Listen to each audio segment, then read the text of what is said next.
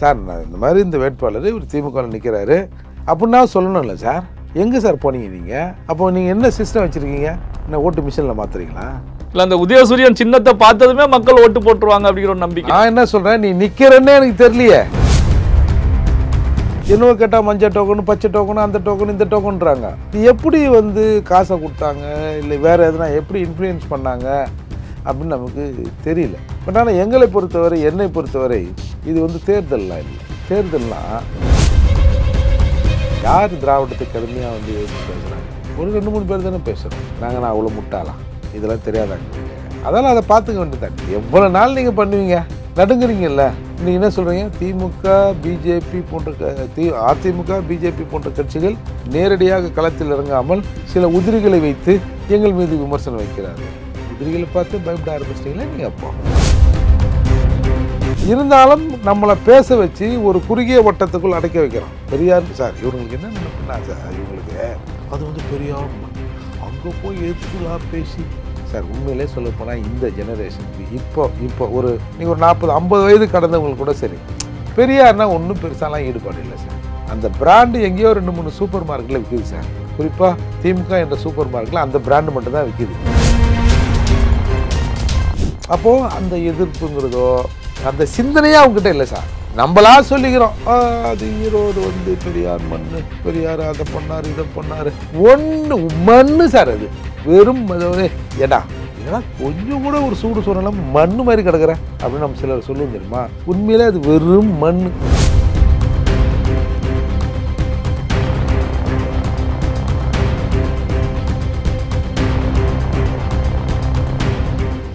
Real one நண்பர்களுக்கு வணக்கம்.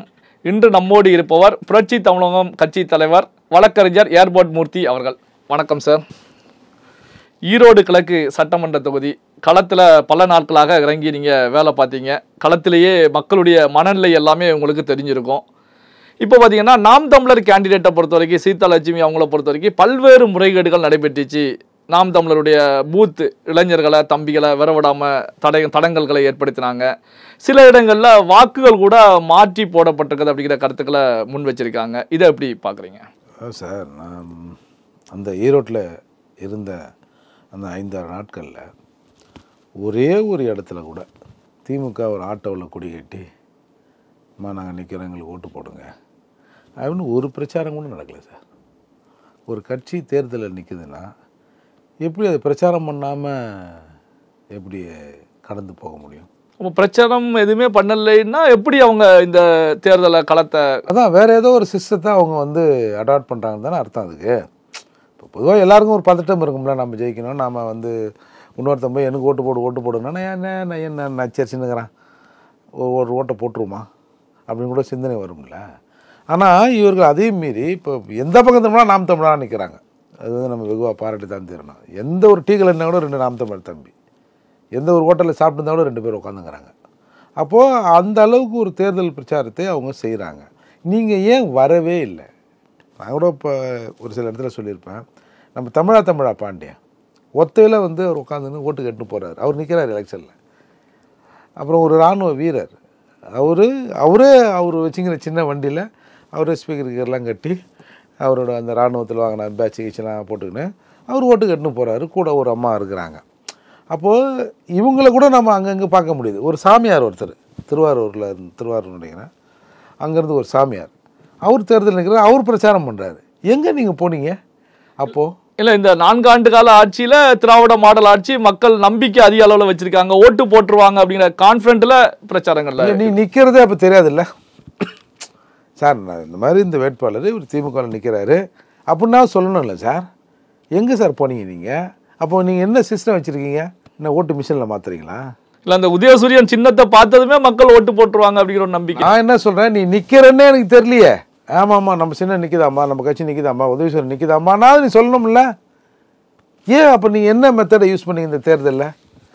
ஏன்னா ஏற்கனவே திருமங்கலம் ஃபார்முலான்னு ஒன்று அறிமுகப்படுத்துகிறாங்க. அப்புறம் இந்த பட்டி தொட்டி அது இதுன்னு ஏதோ ஒன்று போன ஈரோடு இடைத்தேர்தலில் பண்ணாங்கல்ல. ஏதோ ஒரு சிஸ்டத்தை இந்த தேர்தலில் இவங்க வச்சுருக்காங்க சார். அது என்னன்னு தான் மண்டை குழம்புது. களத்தில் இருந்து உங்களால் அந்த சிஸ்டத்தை கண்டுபிடிக்க முடியல. என்னவோ கேட்டால் மஞ்சள் டோக்கனு, பச்சை டோக்கனு, அந்த டோக்கனு, இந்த டோக்கன்றாங்க. இது எப்படி வந்து காசை கொடுத்தாங்க, இல்லை வேறு எதுனா எப்படி இன்ஃப்ளூயன்ஸ் பண்ணாங்க அப்படின்னு நமக்கு தெரியல. பட் ஆனால் எங்களை பொறுத்தவரை, என்னை பொறுத்தவரை இது வந்து தேர்தல்லாம் இல்லை. தேர்தல்னால் நாட்டில் இருக்கிற பல கட்சிகள் வந்து போட்டி போடும்ல. இப்போ கட்சிகள் எதுக்கு தேர்தல் வந்தால் வந்து அதில் பார்ட்டிசிபேட் பண்ணுறது தானே அவங்களோட வேலை. ஆனால் இந்த தேர்தலில் பார்த்தீங்களா பெரும்பாலும் யாரும் போட்டி போடல. ஒன்லி சுயேட்சைகள் எங்கே நின்னாலும் நிற்பாங்கன்னு வச்சிங்களேன்.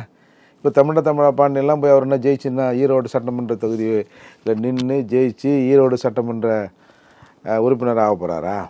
அது ஒரு விஷயம் தானே. அப்படியே எல்லாரும் நிற்கிறாங்க வச்சுங்க. அப்போது பெரும்பான்மை கட்சிகள் நிற்காத நிலையில் ரெண்டு பேர் நிற்கிறாங்க. ஒன்று சீமான், இன்னொன்று திராவிட முன்னேற்ற கழகம். ஆக இது தேர்தல் இல்லை, இது தமிழ் தேசியத்துக்கும் திராவிட தேசியத்துக்குமான போர். தமிழருக்கும் தமிழர் அல்லாத திராவிடருக்குமான போராக தான் நான் பார்க்குறேங்க. இந்த போரில் தமிழர்கள் வந்து ஏற்கனவே இவர்கள் திராவிடமாக தானே உணர்ந்துருக்கிறான். அதை தானே கேட்டு கேட்டு கேட்டு திராவிட முன்னேற்ற கழகம் திராவிடம் அழைக்கிறது அது இதுனா ஓடுறானே திப்புன்னு. ஏய் நில்லு, எங்கே ஓடுற? அவன் திராவிடனை கூப்பிட்றான், உன்னை கூப்பிடலையா? நம்மளாம் தமிழர்களையா அப்படின்னு கொஞ்சம் பேரை நாங்கள் நிப்பாட்டி வச்சுருக்கோம்ல. 2 பேருக்குமான போர் தான் சார் இது. சித்தாந்த போர் இது. சும்மா போய் ஓட்டு போடுறது, ஏதோ மிஷினில் போய் அந்த சின்னத்தில் குத்து இந்த சின்னத்தை குத்துறதுன்னு இல்லை. மைக்கும் உதயசூரியனுமே எங்கள் பிரச்சனை இல்லை. இது ஒரு சித்தாந்த போர். பார்ப்போம் என்ன நடக்குதுன்னு. இல்லை, இந்த இதில் பார்த்தீங்கன்னா இந்த தேர்தலுக்கு பிறகு நாம் தமிழர் சீமான் கைது செய்யப்படுவார் அப்படிங்கிற டாக் கூட முன்னாடி போய்கிட்டு இருந்துச்சு.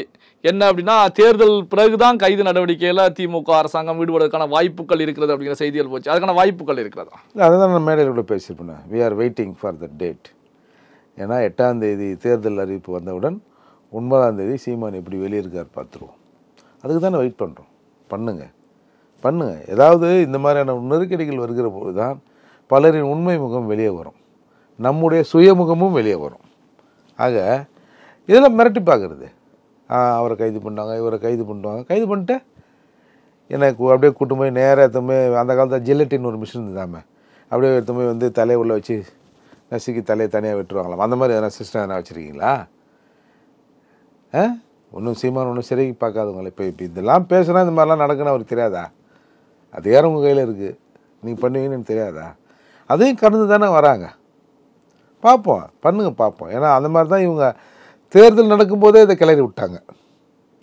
கொஞ்சம் பார்த்து இருந்துங்கப்பா அப்படின்ற மாதிரி. சார் அதுக்கெல்லாம் பார்த்தோம்னா நம்ம வந்து திராவிட எதிர்த்து அரசியலே பண்ண முடியாது சார். இன்றைக்கி யார் திராவிடத்தை கடுமையாக வந்து எதிர்த்து பேசுகிறாங்க? ஒரு 2-3 பேர் தானே பேசுகிறோம். நான் அவ்வளோ முட்டாளா? இதெல்லாம் தெரியாதா எங்களுக்கு? அதெல்லாம் அதை பார்த்துக்க வேண்டியதான். நீங்கள் எவ்வளோ நாள் நீங்கள் பண்ணுவீங்க? நடுங்குறீங்கல்ல. இன்றைக்கி என்ன சொல்கிறீங்க? திமுக பிஜேபி போன்ற அதிமுக பிஜேபி போன்ற கட்சிகள் நேரடியாக களத்தில் இறங்காமல் சில உதிரிகளை வைத்து எங்கள் மீது விமர்சனம் வைக்கிறார்கள். உதிரிகளை பார்த்து பயப்பட ஆரம்பிச்சிட்டிங்களே நீங்கள். அப்போ உங்கள் சித்தாந்தம் உதிர்ந்த சித்தாந்தம், உலர்ந்த சித்தாந்தம், அதில் உயிர்ப்பு தன்மை இல்லைன்றது உங்களுக்கே தெரியுது. ஒரு உதிரி கூட உங்கள் தத்துவத்தை வீழ்த்தி விடுவான். என்ன கேவலம் பார்த்தீங்களா? இந்த சமூகத்திலேருந்து இந்த மாதிரி உதிரிகள் கூட எழும்பி இந்த சித்தாந்தத்தை கேட்காம இருந்திருக்கான். இப்போ தான் 2-3 உதிரிகள் எழுந்து கேட்ட உடனே இந்த உதிரிகளை பார்த்தே நீங்கள் உதறீங்கல்ல. அப்போ உங்கள் சித்தாந்தம் அவ்வளோ வீக்காக தானே இருக்குது சார். எளிமை தான் சார். நம்ம ஒன்றுமே வந்து இப்போ அந்த தேர்தல் பிரச்சாரம் கூட அது வந்து ஒரு பெரியார் எதிர்ப்பு கூட்டம் மாதிரி தான் நடந்தது. அது திசை போக்கு அப்புறம் நம்ம மாதிரி ஆட்கள் போன பிறகு தான் அது ஓரளவுக்கு மார்ச்சின்னு கூட சொல்லும். நம்ம கேட்க வந்தது ஓட்டு. பெரியார் சிந்தனை எப்போனாலும் பேசிக்கலாம், ஈவரை பற்றி நம்ம எப்போனாலும் பேசிக்கலாம். இருந்தாலும் நம்மளை பேச வச்சு ஒரு குறுகிய வட்டத்துக்குள் அடைக்க வைக்கலாம். பெரியார் சார் இவங்களுக்கு என்ன நினைப்புன்னா சார், இவங்களுக்கு அது வந்து பெரியார் மண், அங்கே போய் எதுலாம் பேசி சார் உண்மையிலே சொல்லப்போனால் இந்த ஜெனரேஷனுக்கு இப்போ ஒரு நீங்கள் ஒரு 40-50 வயது கடந்தவங்களுக்கு கூட சரி, பெரியார்னா ஒன்றும் பெருசாலாம் ஈடுபாடு இல்லை சார். அந்த பிராண்டு எங்கேயோ 2-3 சூப்பர் மார்க்கெட்டில் விற்கிது சார். குறிப்பாக திமுக என்ற சூப்பர் மார்க்கெட்டில் அந்த பிராண்டு மட்டும்தான் விற்கிது. என்னமோ இந்த பிராண்டை மட்டும்தான் மக்கள் தேடி தேடி வாங்குறாங்கன்னு. சோப்பில் பல சோப்பு இருக்குது, எண்ணெயில் பல எண்ணெய் இருக்குது. ஆனால் அது விற்கிறவங்கள பொறுத்து எல்லாம் அந்த கடை ஃபுல்லாக இதே அடிக்க வச்சுருந்தா இதை தான் எல்லோரும் விரும்பி வாங்குறாங்க பொழுது அப்படின்னு இவங்களாம் நினச்சிக்கிறாங்க. நீங்கள் அங்கே இயல்பாக களத்தில் சார் யாராவது ஒருத்தன் கேட்கணும்ல சார், இது பெரியார் மண், இப்போரா பெரியாரை பேசிட்டீங்க வந்து கூட்டம் போகிறான்னு ஒரு செருப்பாவது பறந்துருக்கணும்ல. சொல்லுங்கள். அவனுக்கு அந்த ஒரு ஃபெய்த் இருந்தால் அவரால் தான் நம்ம வாழ்கிறோம், அவரால் தான் நம்ம ஃபேன் செட் போட்டிருக்கோம், அவரால் தான் என் பிள்ளை இன்றைக்கி வந்து படிக்குது, அவரால் தான் என் பிள்ளை இன்றைக்கி கக்கூஸ் போகுது, அவரால் தான் என் பிள்ளை வந்து தண்ணியை வச்சு கழுவுது, எப்படா இவங்க குறை சொல்கிறாங்கன்னு அந்த எதிர்ப்பை காட்டிருக்கணும்ல சார்? ஒன்றுமே இல்லையா? எல்லாம் இயல்பா நீங்கள் அங்கே காலை வச்சிருவியா, இங்கே காலை வச்சிருவியா, அங்கே பேசுகிறோம் இங்கே பேசுகிறோன்னா எல்லாம் இப்போ எல்லாம் ஒரு படை சூழ போகிறோம். எல்லாம் மேடையில் பேசுனா அப்புறம் இறங்கி போய் டீயை குடிக்கிறோம், ஹோட்டலில் சாப்பிட்றோம், கடையில் போய் நின்று கிடக்கிறோம், இயல்பாக தானே இருக்கிறோம். அப்போது அந்த எதிர்ப்புங்கிறதோ அந்த சிந்தனையே அவங்ககிட்ட இல்லை சார். நம்மளா சொல்லிக்கிறோம், அது ஈரோடு வந்து பெரியார் மண், பெரியார் அதை பண்ணார் இதை பண்ணார், ஒன்று மண்ணு சார். அது வெறும் ஏடா என்னடா கொஞ்சம் கூட ஒரு சூடு சொன்னாலும் மண்ணு மாதிரி கிடக்குற அப்படின்னு நம்ம சிலர் சொல்லுவோம் தெரியுமா? உண்மையிலே அது வெறும் மண். இப்போ இந்த நிகழ்வை பார்க்கும்போது தான் என்னன்னா வந்து இப்போ திராவிட கட்சிகளை பொறுத்த வரைக்கும், இந்த பக்கம் இருக்கக்கூடிய கட்சிகளை பொறுத்த வரைக்கும் பெரியாருக்கு எதிராக சீமான் வந்து பிரபாகரனை நிறுத்த பார்க்கிறார். அதே நேரத்தில் பார்த்தீங்கன்னா பெரியாரை பொறுத்த வரைக்கும் பிரபாகரன் குறித்து ஏற்கனவே பேசியிருக்காங்க, பிரபாகரனும் பெரியார் குறித்து பேசியிருக்காங்க. ரெண்டு பேருக்கும் இடையிலேயே இலங்கையில் போராட்டம் நடந்த காலகட்டத்தில் ஒரு உறவு, அது நட்பு இருந்தது, கொள்கை ரீதியாக உடன்பாடு இருந்தது அப்படிங்கிற கருத்துக்களை முன்வைக்கிறாங்க. அப்போ சீமான் வந்து பெரியாருக்கு எதிராக பிரபாகரனை முன்வைத்து அரசியல் செய்ய முற்படுகிறார். ஆமாம், பாலஸ்தீன போராட்டம் கூட யாசர் அரஃபாத் இருந்தார்ல, அவர் கூட வந்து டெய்லி ராமசாமி கிட்ட ஃபோன் பண்ணி கேட்டு தான் இன்றைக்கி எங்கே தாக்குதல், அன்றைக்கி எங்கே தாக்குதல், என்ன பேசலாம் அப்படின்னு நடந்தது. பிரபாகரன் கூட காலைல சேட்டலைட் ஃபோனில் இவர் கூட பேசி என்ன பண்ணலாம், இன்றைக்கி இந்த பக்கம் எந்த பக்கம் படையை இன்றைக்கி செலுத்தலாம், எந்த தாக்குதல் பண்ணலாம் அப்படின்லாம். ஏன் நீங்கள் இந்த விடுதலை புலிகள் வந்து சாதாரண என்ஹெச் ரோட்டில் வந்து விமானத்தை இறக்கி ஏற்றுனாங்கல்ல, அந்த டெக்னாலஜி கூட இவர் கொடுத்தது தானாமே, இவர் பெரியார் சொன்னது தானா, இவரா சொன்னது தானா? இல்லை நம்ம தான் வேணும். பல்வேறு முக்கியமான தகவல்களை நம்முடைய நண்பர்களுடன் பகிர்ந்து கொண்டதற்கு நன்றி சார்.